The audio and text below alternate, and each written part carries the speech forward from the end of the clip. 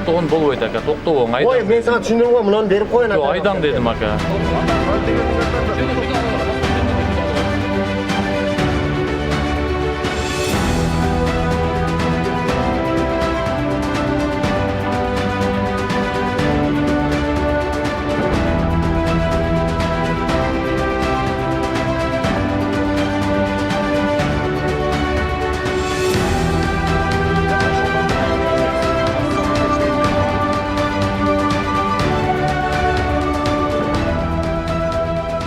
Атайын тоқтауға мүмкін емес жерде тұрған автоунаалар Бишкек Ош жолуна каттаган айдоочуларга эскерткенбиз. Мындан ары да эскерте беребиз. 327 атайын знакта турган автоунаалар ээси жок болсо эвакуацияланат.